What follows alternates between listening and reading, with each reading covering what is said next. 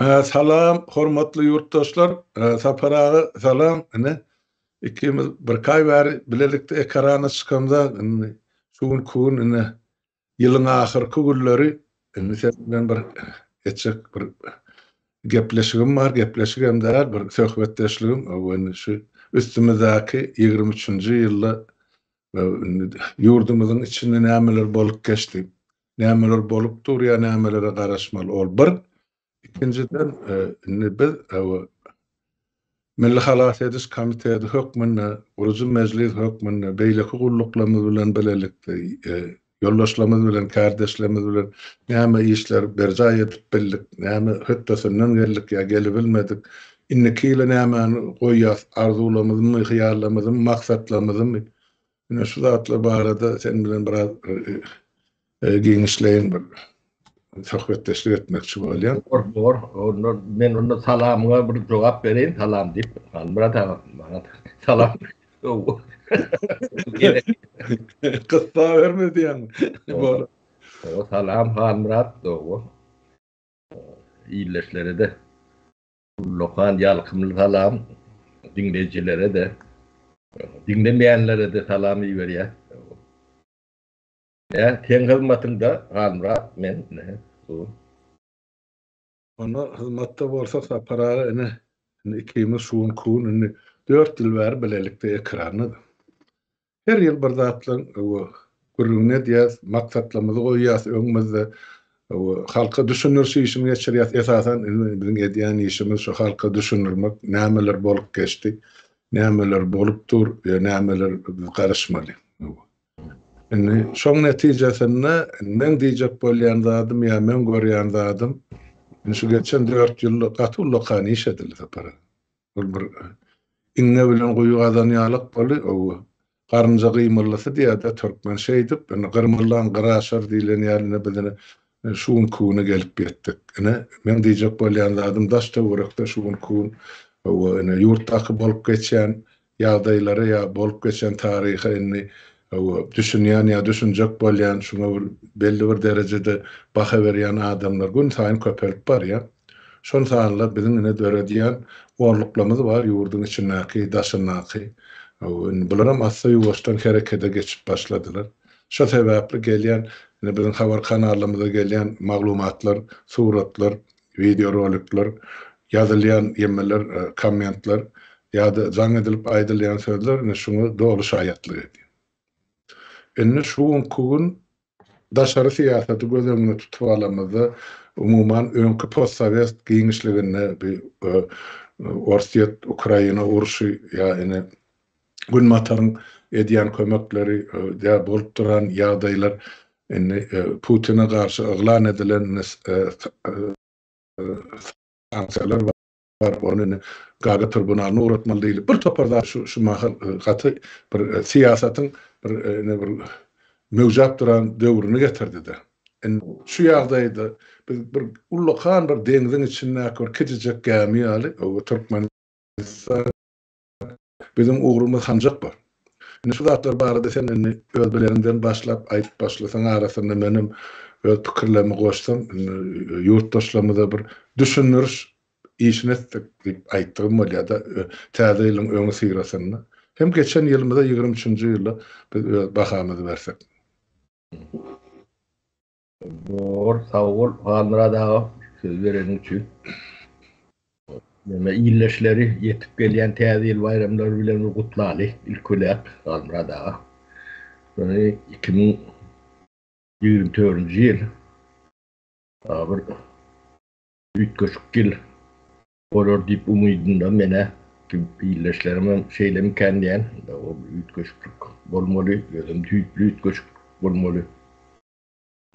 Inni teň soraňa geçeýin. Soragyň içinden näme Google yaran neyin? Uğurumuz kancak diýdiň-de. Uğurumuz kancak boljak. Uğurumuz netip bolsa öňe bolmaly.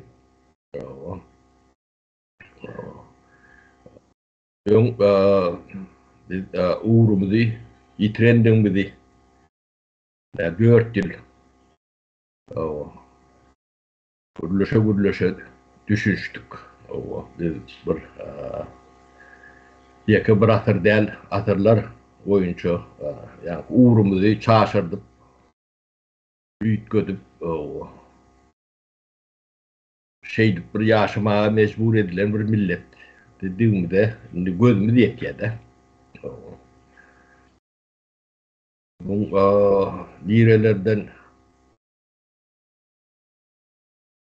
lirelerden geliyenli, yaylak olyanlı, o dinimizden, medeniyetimize çenli, o tarihimizden, hüviyetlerimize çenli.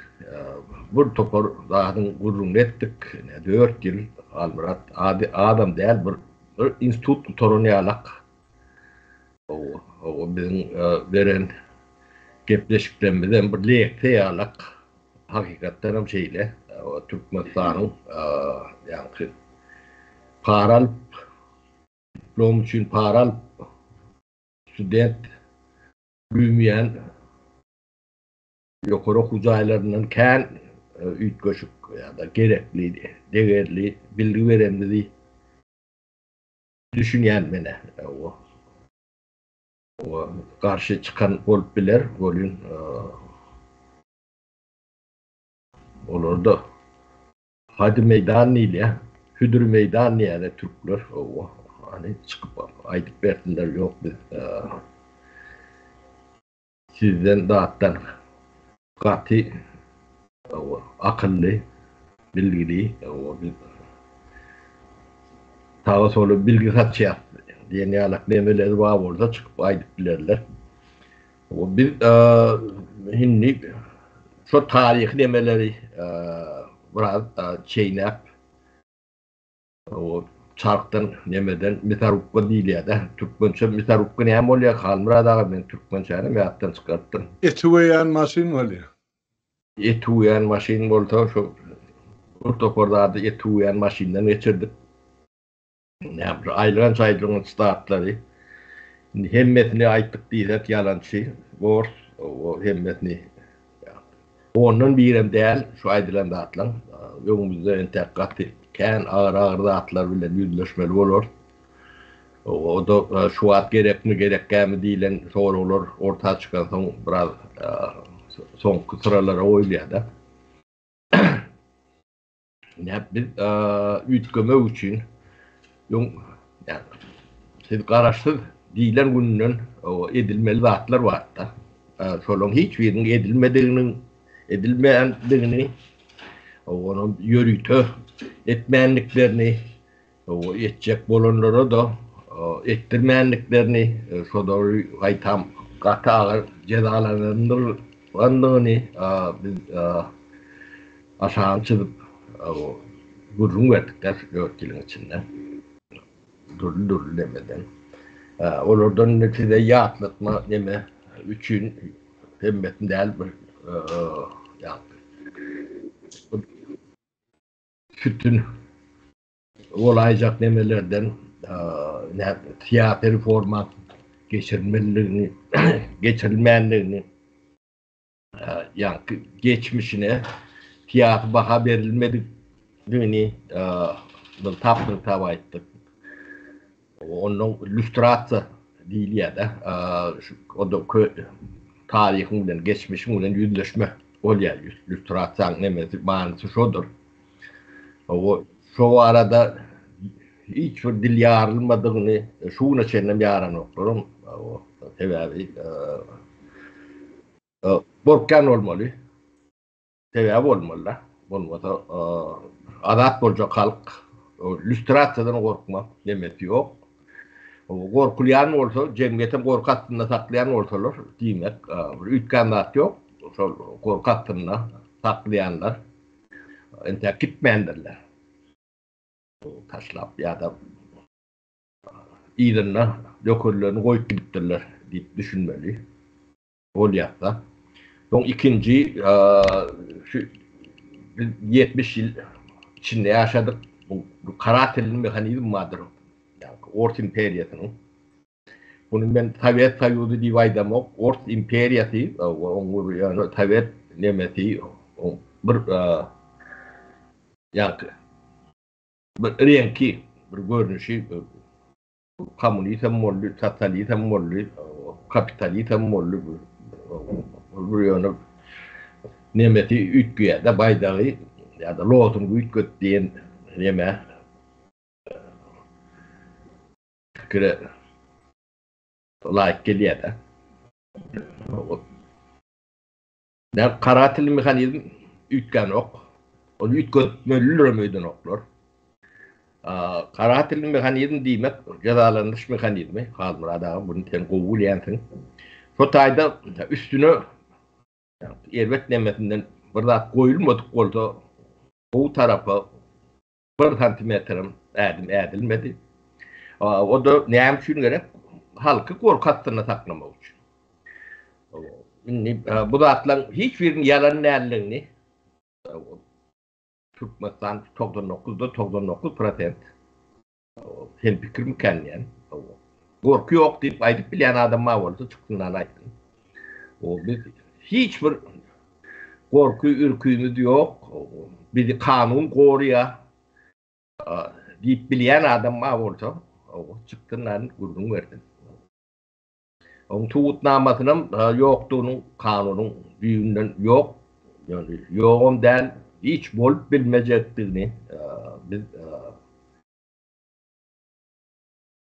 doğru tuğut ettik deyip düşünen halmada.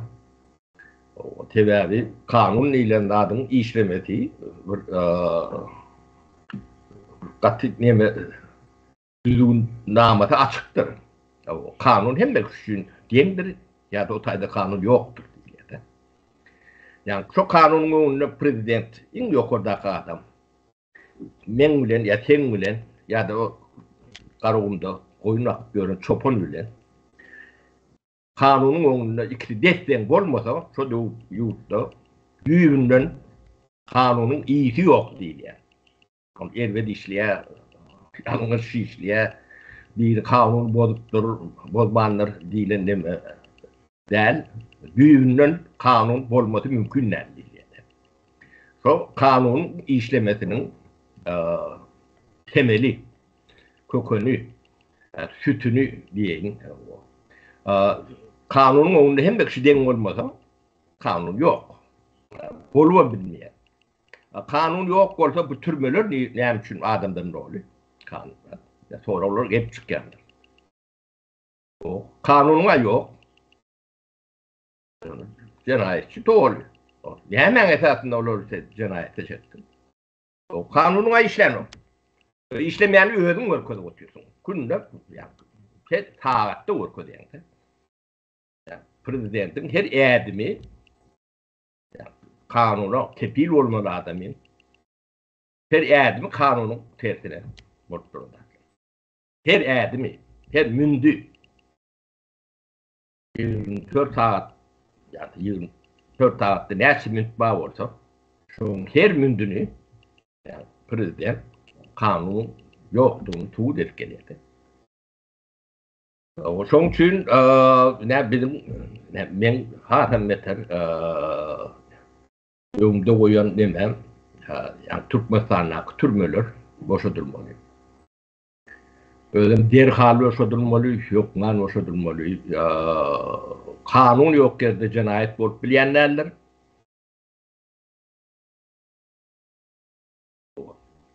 Cinayet kanun yok olsa cinayet cam yoktur.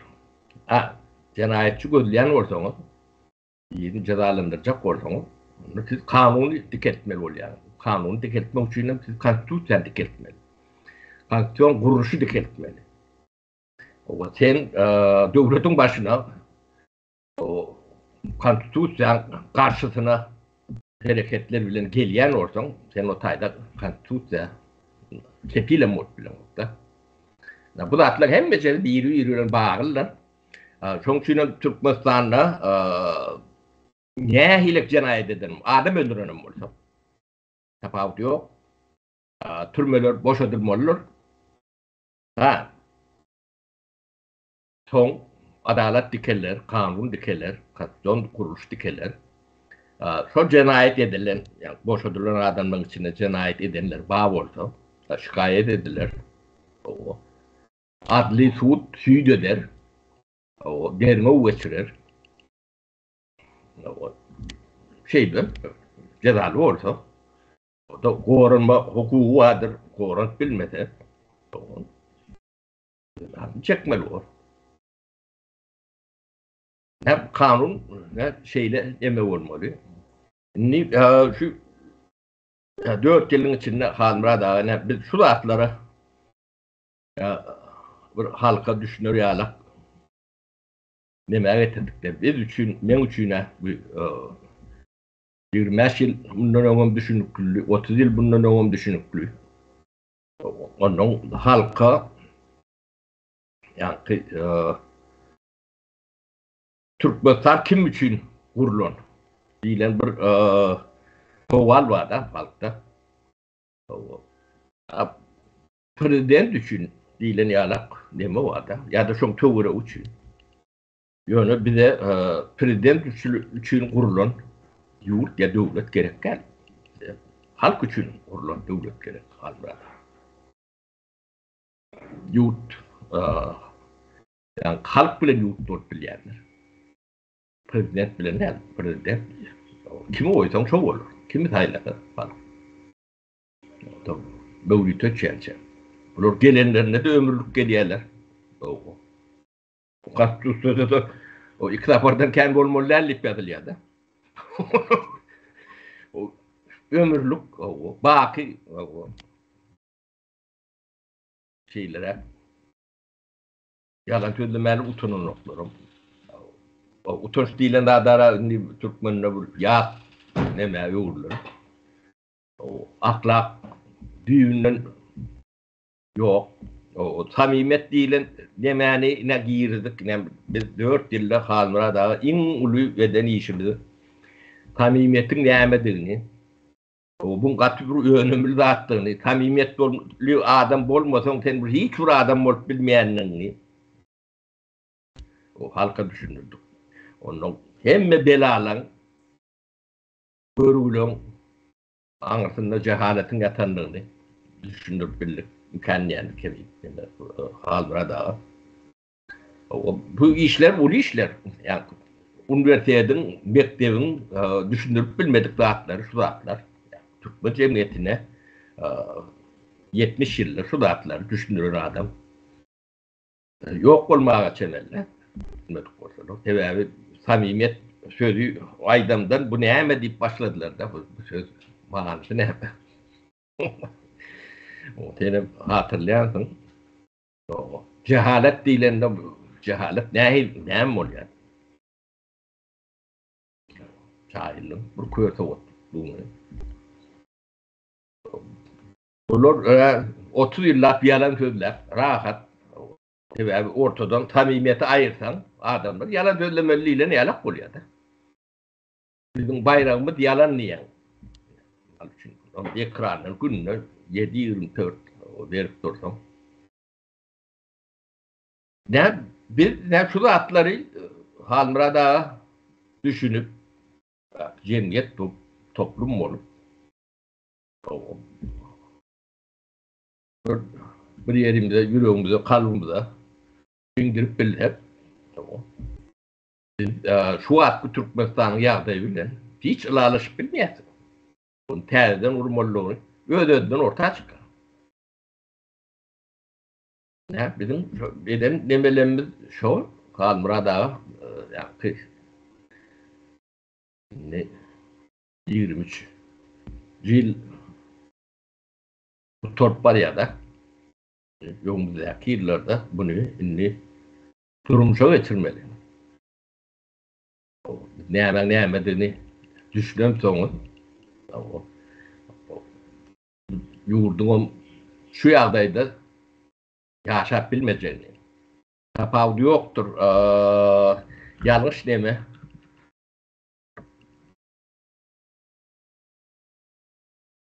Yok olup gitmeliler. Gidecek yeri yok. Yolu ter tarafı var ya da. Son yine de bir yatlamalı neme cemiyeti bir tatsal nemeden kürettiler de. Satal türeme var, düplü. Onun bulur ne hile tiğleştirdiği çağ təyədə Türkmenistan son çöde çalıp kurulmalı oluyor da. O tevigatın balantı vardır. O ağaç ösör tokoylarda. 100 yıldan, 150 yıldan son çürer, uğrar, yıkılır, ders olur gider. Yani bizim cemiyetimizden şu hattını, çüreme nemetini geçer. Bunu son 30 yılda adam güçlendirdiler. Yaş netilin erkek koyuğun 70-80% triyege yatırıp neşe keşer. Milli tragediya getirdiler de. Şu hakkı hükümet demelerinde işler görünür. Yani mene katır mütünler. Triyekten yatalan çağılan nemeti son doğru geldi de. Ruhnama okap keyipten yatalan bir topar tevabi devletin neyemediğini bilen olur. Son çünkü bir ekranı da hatta da gullap görün. Fikir paylaşıp, cedelleşip, çekişip nemedik görün. O devlet adamsını görecek banağım yoktur. Nirak varyanlarını öldürün bilen olur. Biz biliyor. Bunun eylerini kimdiğinden biliyor. O Türkmeni işlemeyenlerinden biliyor. Yani şuları durşunu Halmuradağı hem beceriz bir halta alıp ağzını boğut dengede taşılap Türkmenistan'da hiç adam olmuyor. Zaten bununla oğluş gibi. Ehli yani karatil mekanizm var. Sonra değişli. Onun sonu patpitu dediyen yani iyimlendiriyen kuruluşlar vardır. Sonra hem mecetini yani halta kapvarayan, ağzına demediyen, kastalığını koyveriyen o Türkmenistan'da neye mütkar ödeyen? İşte adam oldu. Halklar, adaptları sıkar. Şulan hiç tabi öndürmeyenlerini bileyenler. Şulan bir şey öndürüp bilen ordular aytırlar. Yani ağzını tutan katlamı var. Hiç tabi öndüren o. Dine para değil. Emiye, halk emiye de. O da ne hem şunu emiye. Şu halkını normaller. Tabi abi maddi adaydan bir neme yeten adam azad adam oluyor da. Erkin adam oluyor.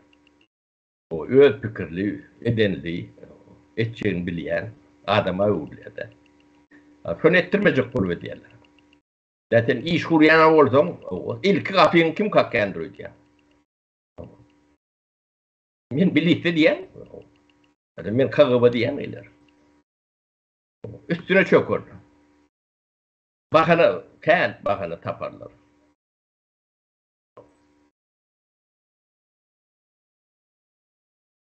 Sen bana kıytak seyrettiğim deyip bilir. Yani de şunlarla. Ötüşün onu yok. Dövet düşürler. Onun için bunları Halmuradağı kökü dökülen dökmeli. Yani diyen haltama kaplamalı mı? Ya başka bir yeri kaplamalı mı? Yani şunlar Türkmen'in emmetinde. O tarihi ömür gitmeli. Ben ayıp bilecek demem şu Halmuradağı. Başka da yardıma düştü. Bir adam o gıcıklatan emmetten yani de ayıp bilecek atlam çıkıp bilir. Demem yok. Ben burada da ayıpmam tana bağlı. Bundan alayım. Şey diyeyim. Yeme atı doğru belak geçtin taparağı. Bardatlar, bolun dağıtları 4 yıllar şu çigitlerini alıp çeynep halkın ağzına verdik. Hem taraflayın. O zaman ömrünü görmedik, eşitmedik, bilmedik, vakalarına maydıp verildi. Olan hükümet deyip çok verenin tüz yöme yankı ne diye kesme oğru diye tüy kesme oğru solar ini. Var apırlardan başlar, anarkılarına çelli. Halkın bilmeyen adı yok. Bular ne edip hakimedi, bası varlılar, ne edip devletin baylığını bular oyama yankı soğuru vatıylar, öz peydasını ne edip bular Türkmenistan'ın ahli yerası yerüstü baylık hani Kremlin üstü bilen çıkarılıp dur. Niragi diye ne medilliye şulan hem schemasını açıp verdiler halkı bizim meyik kulluğumuz. Yer su reformasını sen aydıp verdin. Ulu yetkiğimiz deyip düşünýän men. O yer aslyndaky baylyk haçan çıkarsaňam halka intak nesip eder bol ýöne ilkinji şu ýanky irswa edilip zaýlanan ýa harap hala ýetirilen ýa getirilen ne bilen ene topragyna. Onuň sen aýdyp berdin. Inni halk bilýär. Näme üçin? Şol 94-nji ýyldaky wakalyň bolup geçenini. Şol şunkun ulussulluklamyzyň biri sebäp ýurda baran wadymyzda şol yer su reformasy ökmani ýagdaýda geçiriljekdir. Ondan şol Türkmenistanyň topragy Türkmen halkyna paýlanyp beriljekdir. Her kişi ondan öz mülküne özi eýe bolmaly. Şondan ondan biz topragyň üstü bilen mülkün üstü bilen, şahsy hususy eýçiligiň üstü bilen halkymyzyň insanlyk mertebesini dikertmeli täze. Şo bolanyna halk özi ayaga galjy görünüp dur. Biri islen zadyny eker, bazara çykarar, satar, pullanır, ýene bir zatlar eder. Sonra şol topragy ulanyp bilmejek bolsa başga birine satar. Ene azat dünýäde ýa döwletlerde edilýän günnelik işler onu bize kimil görüp otyr Ýewropada. Şoň üçin şol aýdan emelen başa barmadyk reformalar, programmalar inni halk düşünýär şoňa. Şu mahal yerge laýdyn İran'ın armatur ýetirýärler diýdi. Şu Türkmenistana satmak üçin ýa-da täze dören Yakup Hacı ýetirýärmiş. $550 tonnas. Tüpöň diýen nohum. Vay anasy. Onlara şol bir döwür sen ýanky Orsiýatdan Türkmenistana getiren ormanlarça mehanizmler, traktorlar, ekskavatorlar, kombaynlar. Şolar İran'a satyldy. Deger degmeden 2-3 ýylla fark eklediler. Indi şolar şo taýdan metallamy goýup, indi armatur edip Türkmenistana getirip satýarlar. Ene, bolýanda ýok näme? İran'y magdan çykýan ýeriň aşagyna. Ýok. Şol hakdyň zatlar ýuwaş-ýuwaşdan eredilip ikinci, üçüncü abrabotka bilen satılıp ber. Diyecek bolýan zadım da para. Şu zatlaryň üstü bilen real halkyň özüne şol degişli bolan maddi material zatlary düşündirip berdim. Şol yer su reformasyny. Şu bizim 4 ýylla alyp baran esasy işimiz diýip men kabul edýär. İkinci nowbatda bizim şol düýpli bir konstitusiýon reformany geçirmeli. Ona maýdyp berdim. Siyasi reformany maýdyp berdim. Şu üçü utlaşandan soň aňry men pikir edýän 5-10 ýylyň içinde şuň çağalary ýa orta bilimli bolsa okap ýerler soň ýokary okuw jaýlaryny gutarıp berişdi. Näsil çalyşýar-da bir guşak 10 ýyldan soň. Şonda bizine täze Türkmenistanyň täze nesilini döwlet işinem, hökümet işinem, parlamentemi, biznesemi nira çekeýlisek, dolu ondan mümkinçiligimiz bolsun. Şuň kugun şol 4 ýylla näme iş eden bolsak, näme düşünürip bilen bolsak, näçe adam şol biziň aýdýanlarymyza gulak asyp ýa-da şu zatlardan özüne gerek netijeni çykaryp herekete başlan bolsa, şol adamlar bilen bizni erti täze Türkmenistany gurmaly. Gurmagy mümkinçiligimiz barmy? Elbetde bar. Onu biziň gurucu meclisimiň günnelik alyp barýan işi bar. Orluklamyzyň ýurdun içinde daşyny günnelik alyp barýan işi bar. Aýtmaly ýeri gel. Ol bir orluk ýa 10 san orluk değil. Öýem ýüzlerçe orluk işläp ýurdun içinde. Daşyny da bar. Onu şol ýemany aňyrkylar özükdir aýlyp aýtman otur, ýöne halk pikir etmesin, iş giden atyp gidip dur ýurtdaşlar. Her bir adam öz daş töweregi bilen öz janynyň ýana adamsa bilen ýurdun ya öz ýaşap oturan topragyny aladasyny ne diýerler? Problemany gözleýärler, tapýar we şoň çözgüdini gözlemägiň uğruna çykyş edýärler.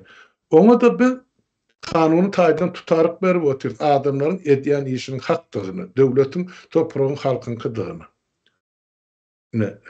Sen ýa aýdyp geçdiň, türmeleri biz gysgaly ýagdaýda boşatmaly. Elbetde boşatmaly. Ýurtda kanun işlemesi näme esasyny ol adamlar jenaýete çekilip türme basyldy. Esasy jenaýetkarlar mana guppaly köşkdöti, milliardlap ogurluk edip. Onu nerede adalet? Onun için boşaltmalı, hakikatlerini, aklisini, türmelerin kapısını açmalı, boşaltmalı, şuun kuun oturan, hakimiyette oturan cinayetkarlar, şolu oturan kameralarına yerleştirmeli, suut olarak karar çıkaryanca. Ama şu boşadılarının içinde, yan kaydısını yani, hakikatlerini, elgağını boyulanı ya başka teriyek sevdasını eden cinayetkar var olsa, taze kabul edilen konstitüsyon esasını, taze sayılanan suut hakimliğinin buyruğu ya da çıkaran kararı bilen olar çekmeli cezasını çeker. Ýöne biz bir zatı başlamamız zerur sapara. Şol düýbi fundamenti gurucu meclis gurup otyr. Ýurda baramyzda esasy maksat şol parlament saýlawlaryny geçirsek gurucu meclis öz akıl hukuky şowun saylanan parlamenti tapşyrsa parlamentin öňüni şu bizim geçici döwrüň hökümeti özüň etjek iş ya eden işlerini hasap etberer, etjek işlerini maýdyp berer, gapdalyna başyp bir topar çykyp biz şolardan gowatjak diýip öz programmasy bilen çykyş etse parlament goý olar saýlasyn ya şuň geçici döwrüň hökümetini tasdiklasyn, ol başgaça bor. Ýöne biz şo zatlary şo derece halkymyz ýetirmeli. 4 ýylda edilen iş adar sapara. Gatykan oturup oýlan seredýän bol, ozal ikimiz başlamazda töwerimizde kim madýa näçady. Bugün kun seret. Bu kömelik ýaz kömeligi ýaýrap gitdi. Ol hökmen biz bilen bir kanala çykyş etmeler. Dürli ýerlerden dürli adamlar öz pikirini ýazyp aýdyp çykyş edip berer. Enne jemgyýet aktivleşdi. Biz o zaman ýorgan ya bu karşıtayda bir ne maydayın ya iki kulağın arasında bir organ var adamın. Evet. Yani beyin niye yani? Aha. Yine bizim diyeme halk şu organın bağdığını, onu işletmeliğine düşünüp başladığını. Hakikaten şeyler para. O beyin işlep başlandı o ya akıl işleyen demek. Onu hem beraber çözümünü tapyalarda. Hakikaten şeyler. Ne? Aslında çözüm bölüm demem şu yardıma düşen aitmasam halmına daha karraktırım ben. Benim senden uzakta da bu arada para. Ene şu zatlar daşından teredip oturuyan vali görüp oturun cemiyet ösüp başladı. Öz aralarını şu gurrumlara diye ertek günümüz nahil var. Biz ne yapıp yurdu öz elimize almalı, ne yapıp halka gaytarıp vermeli. Biz ne yapıp toprağımızın eyyesi olmalı. Hani saparıklıyım şey deyip oturuyor. Biz şu hükman, şu yer toprak bize değişli olmalı. Ne hemşin o kezzaplar ullanıp oturuyor. Ne hemşin sadık halk ya da hizmetkeş halk mahrum ol. Öz toprağını isteyen önümünü ekip önüp çıkarıp satmağı islenlik gelir. İslenlik bazılarda, islenlik nırkta. Şu hukuklar elinden alınan halk, elinden şuun kuun Taliban bolup durup işlemeye mecbur olup hani Türkiye deydi beylik devletlere çıktı. Mecbur halı. Yurdun içinde mümkünçülük varsa bir Türkmenem yurdun daşına çıkmıyor işlemeye. Deyince alma gider elbette. Dünyanın siyaset etme hakkı var. Yani biz yine şu bolup duran zattan düyük sebebini açıp görkezip verdik. Şun en esası mesela iktisadi tarafını şol nämeden emele gelýär bir yer su ahli şol mehanizmini separasyonu dolu açık görkezip. Yoksa yurdun içinde senden başgada şu işleri bilýän adam az değil, şu döwürden. Şu döwürden alan adamlar. Bolu bilsen sen şu 8 san ministrin ornmasaryň beýirdin. Gala näçe şuny çelsen çıkarana ya çıkarmady. Ya edeplerim gelmez. Diňe bir ministerlik alamaz. Emma döwletiň içinde näçe ministerlik bardy, ya näçe minister bardy. Bir niyafın vazifesinden ayrıların sağın, ministerlerin sağını müngden geçti. Ne için yerden ses çıkıyordu, sonradan ses çıkan aktıyla sonra meni kızıklandırıyan varsol. Ne için onlara vatan gerek gelmedi, halk gerek gelmedi. Yönü inni sol halk sol devir eyesiz kalansan şu güne düşürdüler. Cenayetke topar. Şulara arka duracak ılımlı bilimli adamlar bolmansın. Inni şu gün nesibe denen rivayetine sol rejim neyse bakanım olsa depesinden ılımlı bilimli yigitler kıyılar geldi. Görüp otur. Meni beğendirgen zat sol para. Bunun dünya arayışı görücülüğü bir kasım öňünden bularda bir hyjy var sol bizdäki 90-njy ýylyň eýfariýasy var. Öz elimiz öz ýakamyz var, döwletimiz gurarsy. Sol eýfariýany men şu kun ýaşlaryny görýän zapara. Bu bir ullakan döwlet biz üçin. Şulara biz bir ýurda bararlyk ýol açyp bersek ýa bile barsak onu galan durmuşy şu ýaşlar, şu kun ýaşlar Türkmenistany aňyrlygyny tigirläp alyp gider diýen men umytda ynam bar.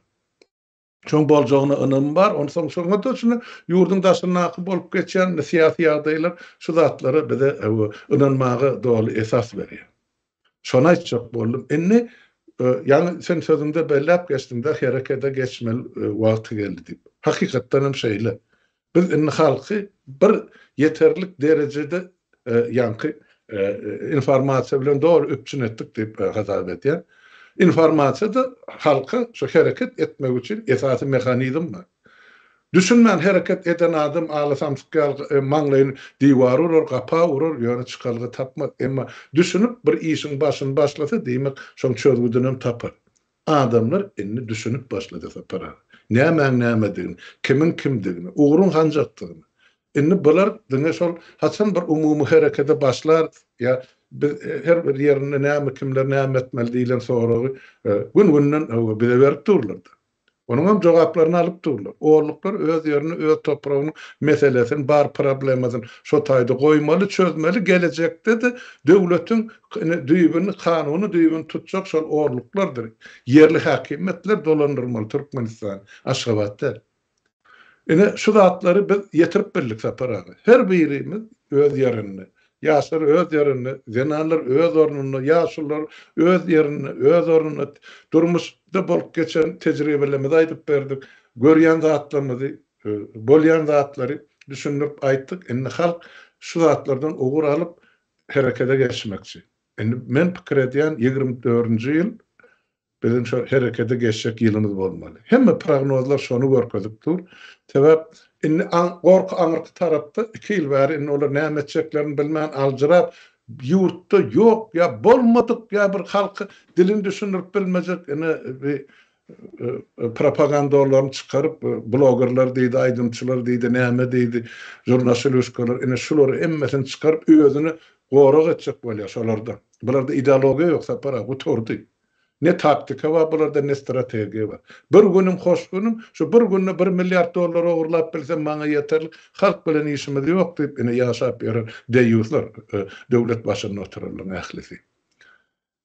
Şu taýda para men kardeşlerim marada da bir kağıda aýtmakçy bolýan näçe ýyl bäri biz bilen bile hareket edip öz pikirini çekinmän, utanmän aýdyp öz pozisiýasyny gorap ýa-da bilmeýän zadyny sorap ýa bir ýerde şuny maslahata çykaryp çekeleşip belli bir kararlara gelip bilýärler. Şonu gördü ýaşlymyz. Biz hiç kim elinden hem dilinden hem kulağından çekemde her bir adamın, insanın, Türkmenistan'ın vatandaşının hakkı var. Şonu medu atıyor. Şon için bizim şol ideýa aýdan sözlerimizin töweregine, şu ideýalaryň töweregine adamlar ýygynyp başlady. Bunu görüp otyr netijesini. Gör bak nämeler ýazýar, nämeler aýdýar ýaşlar. Orta çıktılar ya dören kömelik geldi. Men şola zatlar beğenleri, şo zatlaryň içinde de paragy seňe bitiren işleň gatullykan men özüm hasap edýän şu gün onu maýdaýyn taňa halkyň öňünde.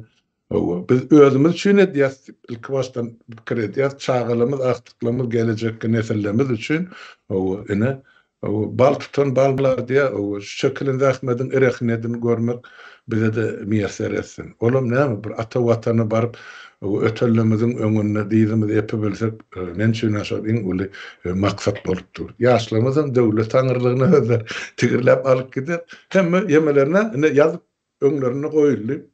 Etmeli işlerin birinci, ikinci, üçüncü nöbetde halka da düşünürse işler geçerli oldu. Esası da şol oğurluklar. Oğurlukların işleyen yerini devletin yoracağını durmuş suud edip verdi. Şu zatlar barada. Başka da koşuklardan bar olsa, aytmalı zatların bar olsa elbette kendir. Yani kalbinde akıyın şu unkun halka aytıp verse parazenim. Doğru. Ben diyemem. Yani halkada düşünürýär sorun. Bizim o odaşımda bawaraply ýigide düşündürmeli zatlanma. Yani bu da yani iki kulağın arasındaki bir orgun lip ayttık. Ne şontunu biraz işletmeli bolýar. Döwleti gurucu meclise tapşyrmalylar. Yani paraatçylyk yol bilen, asuda yol bilen, akıl paýtgat bilen, ýurdy gurucu meclisin gözetimine, demesine vermeliler. Bunu etmese näme bolar? Şol zatlary bawarap ligitlere düşünjek bolayın. Aklın yolu birdir. Başka nemeti bolýan däldir. Bu sizin tutan yoluňyz mı? Kuşuňyz diýeňmi? Nämäňiz bolsa o adana näme oýlanada näme ütgän ok. Ýalňyş özüm tüme barýan ýer. Bu aňyrsynda ışık görünür ok da.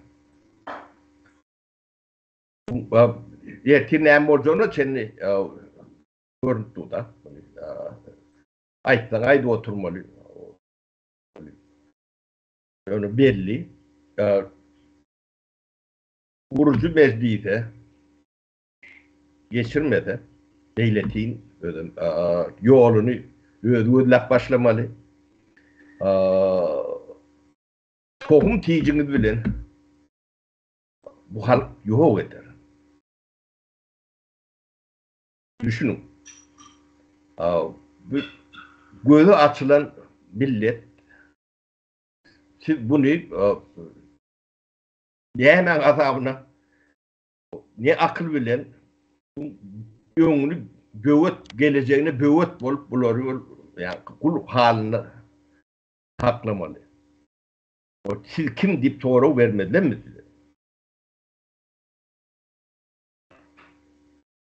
Olar ne Berdimuhammedowlar indi Berdimuhammedow saklayan kara til mekanizmada sonra işleyen yani demede. Bu aňartyň hemmejesiň orta degişilligini düşündürüp aýtdyk ýene de bir tapar ýatladyly. Siz şu wagt türmeleň agzyny açmasaňyz siziň tohumuňyz tiýiňiz bilen ýok edýär şu millet. Ödüm şeýle bir gyrgynçylyk bar. 200-300 miň adam dünýä bilen hoşlaşmaly bolýar. Sebäbi şu ýagdaýda dowam edip bilen o. Allah'a. Dowam edip bilýän bolsa adamlar ýurdy terk etmezler. Herkesiň watany, ýurdy, çagaty bar. Başkalaty bar, öýü bar, öwdary bar. Adamlar şonu taşlap gidýärler. 60-70%. Min aktiv gatlar. Bu ýurdy terk edilýän bolsa o taýda gelecek bolup biler. O siziň o ýalan propagandaňyz näme, özüňiz ona näme bolsaňyz o siziň işiňiz. Bunu görýärler ha. Eti bağırıp bir ala kamtık duruyor diye bu hal. Bunların demedi yani. Kulağın arasında aknem kendi işlerini halmıra da. Rotayda yani kan taktı yemedi yani burada da var. Tutun o. Sizin başka göçüp bilecek göçümü demiyor.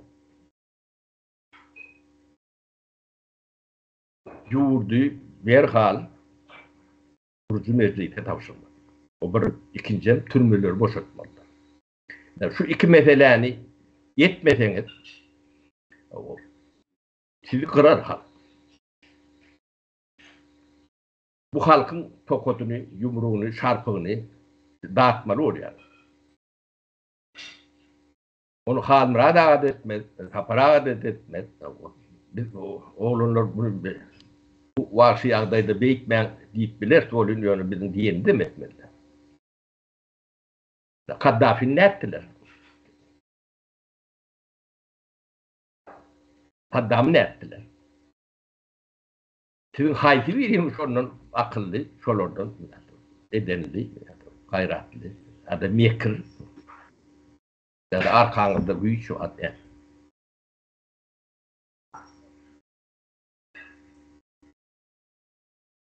Ya da ne, İtalya'da Mussolini'nin al, ne ettiler? Attılar. Kalmıra.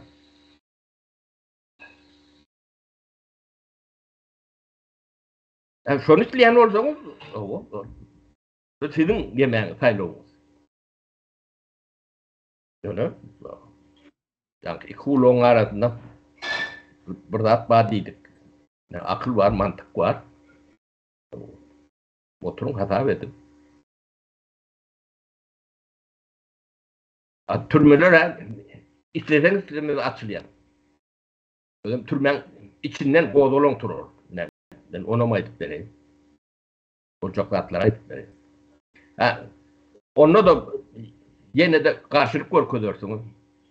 40 tane drone barıp senin köşkülüğünü de senin bomboluyor. Ona mı ayıp vereyim? Ona da gücümden etti ya. Bu kuyumdan var. Mümkünçülüğünden var. Bir de çoğaltları ettirecek misin? 40 tane, 100 tane drone ne hemen al. Alacak yerimizde mi var? Serişlerimizde mi var? Ne edulun yanından biliyor. Uçuracak yerimizde mi biliyor?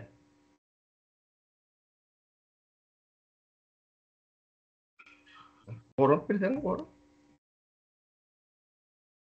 Ne olacak da yaptılar diyen lan. Anladım. Yönü bu, yani akıl bile çözülmeli. Yorum var.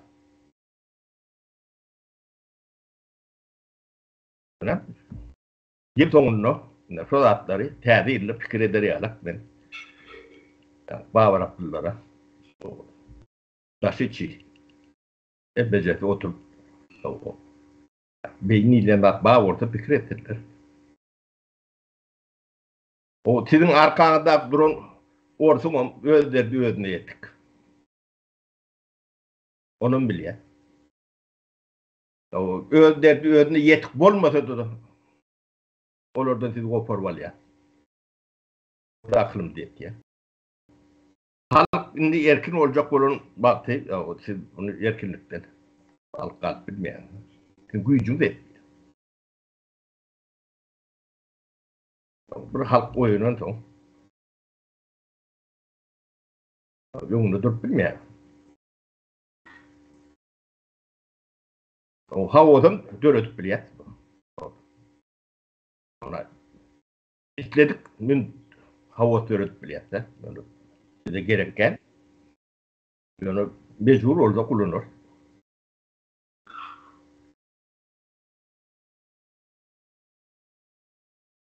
Yani son için yani Urvan Gültü böyle terdari o kakan bilen oturun o çayın başına geçin deni. Fikir alsın. O size de.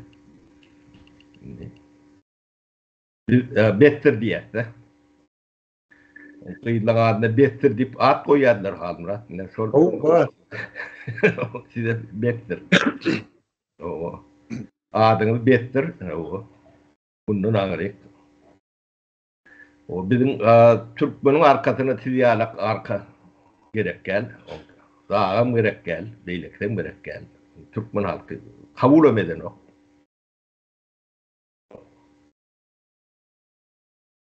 Yani ya maymun yalak matkara ot diyorum ben. Yani, eğer ömrünü yedip bilecek yaşlılık nemeden hareketlerini. Karatil mekanizmada ömrümüzde yedip bilecek yeketek o peydali iştir. Eğer ömrünü türmeleri boşaltmak.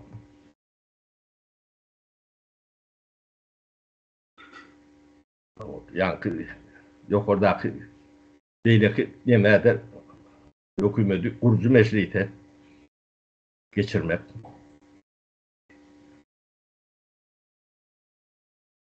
Yani devlet adamının fikri edişi şunlarla kurmalı. Yol kurkuyla. Şu yanlış oldu aydın. Çıkın ben yok. Sizin diyen de atlanır. Yüzünden yanlış da atlanır. Bir argumentin var orada çıkın ben aydın. Sizden dinleyin. Halk sizden dinlesin. Onunla ne andip sizin tarafınıza geçtiniz.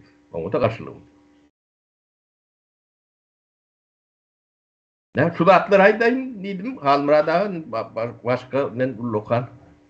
Doğru vermesen aydıp bileceklerdim. Edil şu vada yardıma düşün.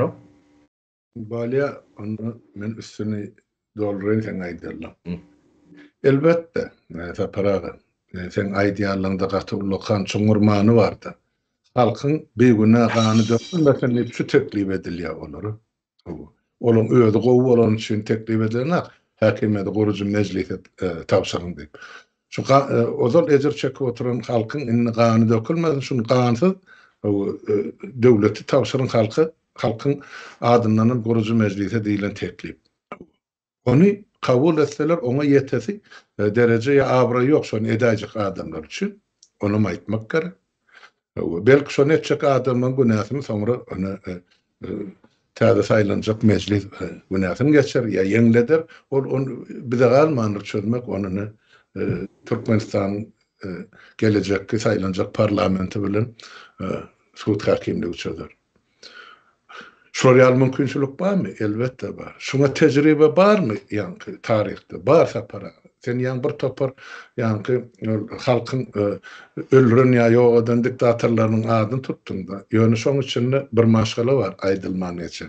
Yine Nikolay Çavuşescu bilen on ayalı Yelena Çavuşescu. Bunlar Urumuyla prezidenti oldu. 89. yılda halk koça çıkanlar.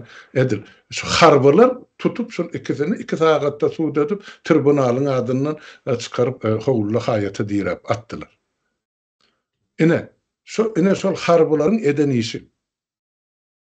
Şol iki adam ayrılık galandan sonra bular lüstrasiyan geçirdiler. Kim şolun bizim abiaturamız bilen aysa şolun KGB'sine hizmet eden bolsa şolar doğru lüstrasiya edildi. Bir çekmez cezaların möhleden suud kesitledi.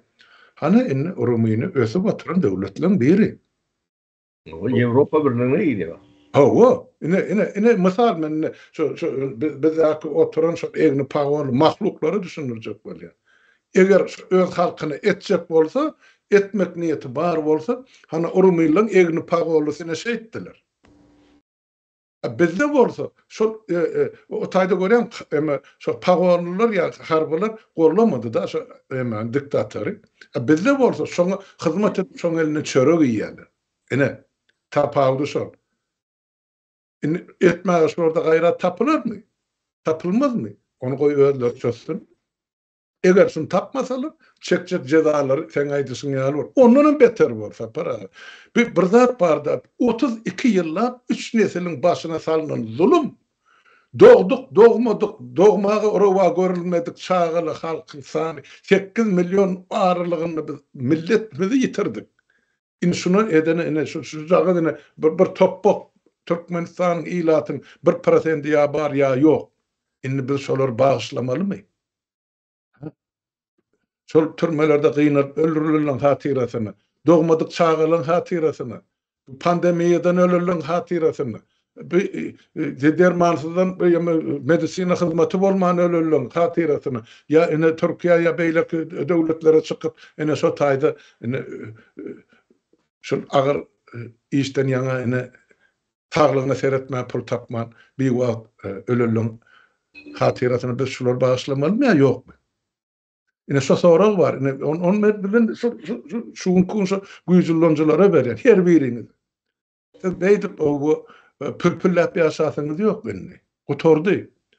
Bu ýeme Berdo Muhammedow, Ozalym Niýazow sırtynda ýyrap oturan Kremli Putin kakasy bilen ine ýok bolup gidýär syýasy arenadan. Gitmänle de sapara ýaňy aýtdy. Biz indi bula bilen barlyşyksyz indi göreşek. Ozal aýtdy.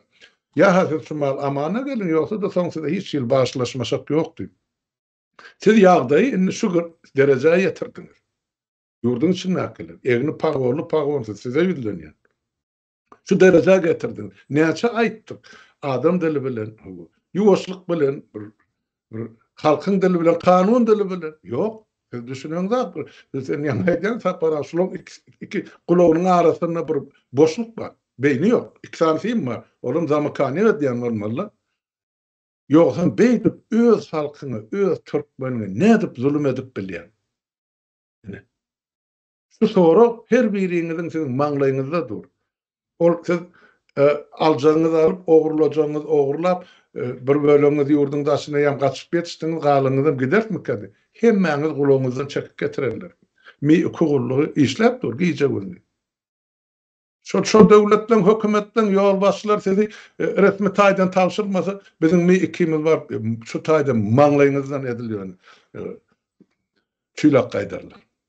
Hana işläp ber Israýlyň Mossady. Biz olardan kemde öz halkymyzyň ganyny sizden berk sorar. Ýöne birje mümkinçilik bar. Inni bir halkyň ganyny dökmeli üçin hakimedi. Yaka gezeklikçi özüňize gaýrat tapynda gurucu meclise tapşyryp ine biz şunu etdik. Ine bizem özümizi Adyl Suwdyň eline berýärsiňde çykyn. Ondan soň Adyl Suwd çözsün sizin akbaryňyzy. Taparaga da çözmesin halmyra adam ýenem birem Suwd çözsün. Ýöne sizin şu gaýrat tapan gaýratyňyz üçin belki halk ýa Suwd sizi bağışlasın. Ondan men boyun almaýyn. Ýöne siz şu derejeye ýetirdiňiz halky. Teredin. Milyonlarca Türkmen doğmadı ya doğanım yok edildi. Bir tane görün oturumdu. 90-njy ýylda bizde 4 milyonu yeter yetmez halk bardy. 3 milyon 840 000 adam. Şu halk yok. Aradan eýýär 33 ýyl geçdi. Hem Türkmen. Özüňize sorak berin. Ya siz mi Türkmen? Galan millet halk değilmi? Indi şuna paragan aýdan hyzgaty berip oturma. Dörlü ýol bilen, dörlü gural bilen, dörlü mümkinçilik bilen şol rejim tozuruljakdyr ýa ýok ediljakdyr. O netçek adamlaryň tapylar, o netçek ýigitlerim çykar orta garaşy berin. Orluklar ýöne kyýary öz gününe garaşyp ýatanak.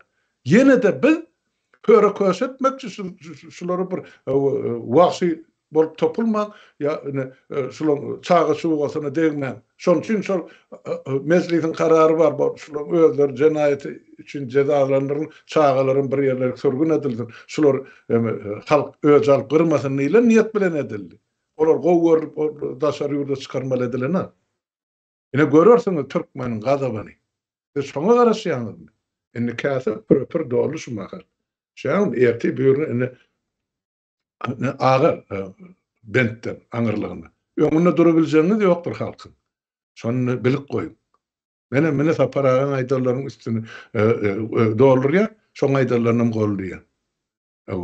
Indi bilmedim sapara, şol aýdalaryndan soň indi o köşüň töwererini siňe guşlada bir ana şahyat gelýär. O kızından bir mada galýar indi. Bollugy tordy. Korku berin, dogry diýen. Başyňyza geljek oýullar kändir entäkdir. Hasap maşyny işläp durdy. Pol 93-nji ýylda Şahyr Şiralyň ýazan bir goşusy bar. Şo maşyny işläp dur hasabyny ýöredi. Kim nämetdi halkyň garşysyna. Ine mene şonun aýdyn üstünde olur ennidim sapara. Ýenem näme goşuk bolsaň aýt. Bolmasa Yok. Bundan soň täzeliler gutlaýmar bolýar.